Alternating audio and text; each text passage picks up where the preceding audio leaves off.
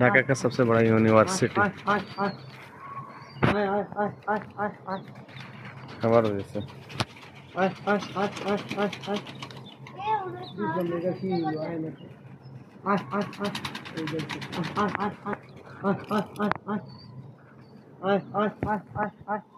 पूरा बांग्लादेश सिटी